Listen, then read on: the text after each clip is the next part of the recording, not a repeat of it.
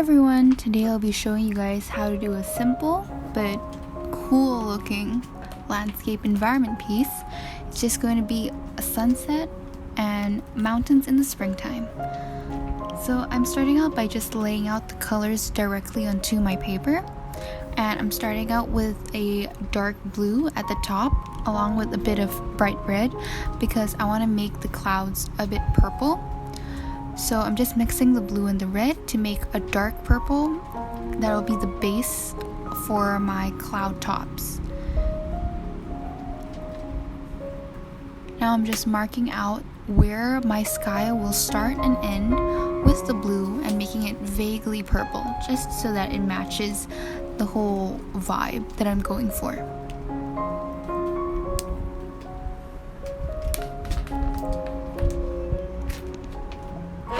Now I'm just adding a bit of white and blending it all out so that the purple is a bit lighter than what I originally started with.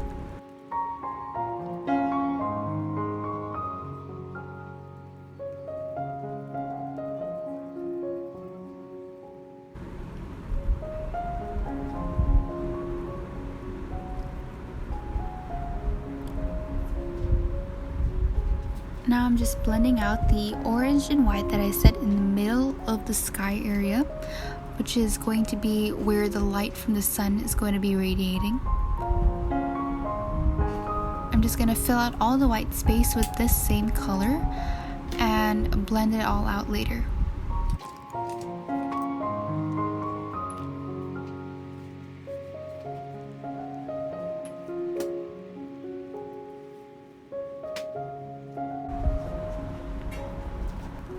And now let's add a bit of red to the top, just so that it blends a little easier with the purples and isn't so harsh.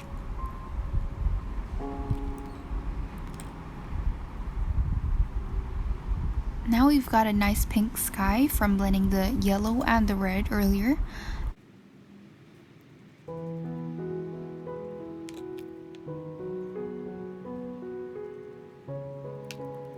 I'm going to add a bit of blue between the purple and the pink so that it doesn't look too jarring of a difference between the light and the dark.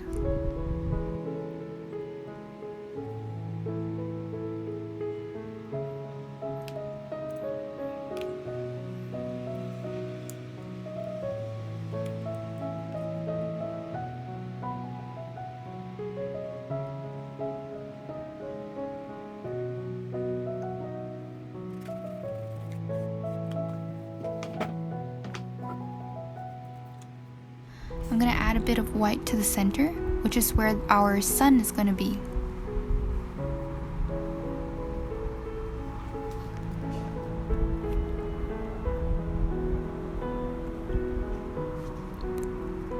I'm going to lighten up the blue parts a bit because I want to make these foggy mountains. And judging from the reference that I'm using from Pinterest, there's a bit of yellow at the base of the foggy mountain area and the sky, so I'm just going to add that there.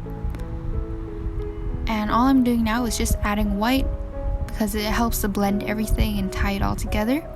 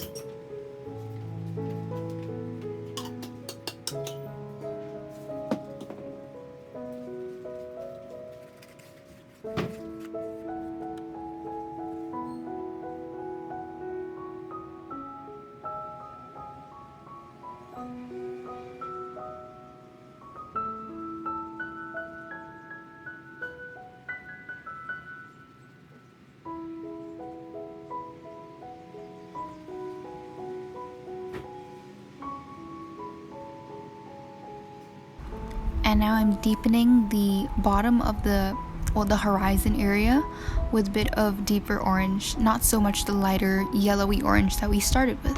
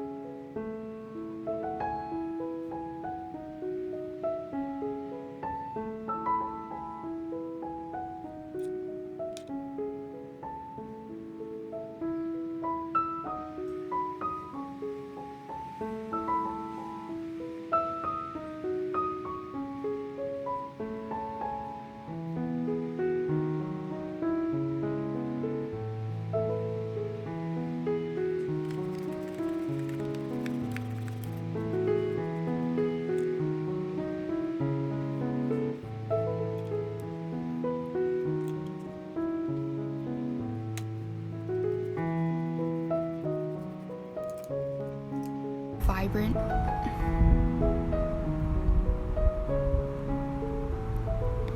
Just to add some depth to the mountains, which we're going to put in later with a darker black, I'm going to add in the slightly brighter but more vibrant blue and blend it all out with white. Now let's get started on the foliage in the foreground. I'm going to start out with green with a bit of yellow just to give it a bit of depth.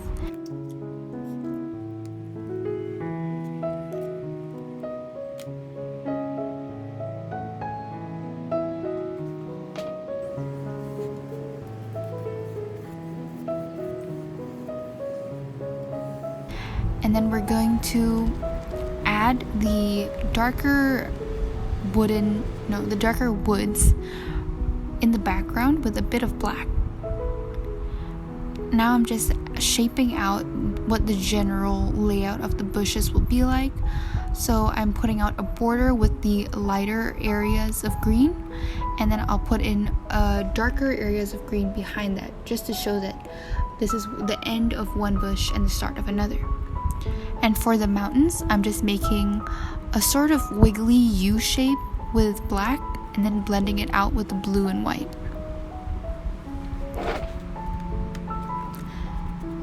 As you can see here, I've done quite a bit to the foliage area, just adding different shades of green in different shapes to show the shapes of the different bushes. And I'm just going to do that as far as I want my green area to go, because I don't want it to overtake the entire painting.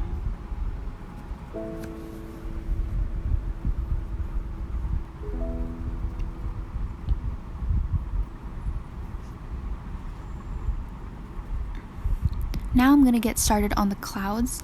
Just plan out big random abstract shapes using a dark color, and then use black or a slightly darker color for the center, followed by a brighter complementary color like the orange that I'm using here for the purple, to show how the light's playing with the clouds, so the clouds don't look quite so one-dimensional. And there's no fixed formula on how to draw the clouds, just go with whatever shape feels most organic to you. I thought that the foliage in the foreground felt kind of bare and overwhelmingly green, so I'm just going to add a bit of spice with these red dots, which I'm going to make into flowers. I'm adding a bit of white so that the dots don't seem so out of place, and in the foreground, or what's supposed to be the frontmost bushes, I'm just making the white flowers a bit bigger and a bit more prominent, just to show the difference in distance. Here I'm touching up the sun a bit with a bit of yellow, and then for the sun rays, just really lightly with an almost dry brush, brush downwards in different directions. But do make sure that your brush isn't too wet and it's just almost dry, so that it doesn't come out so prominent. So you can add as many flowers as you want, wherever you want. It's completely up to you.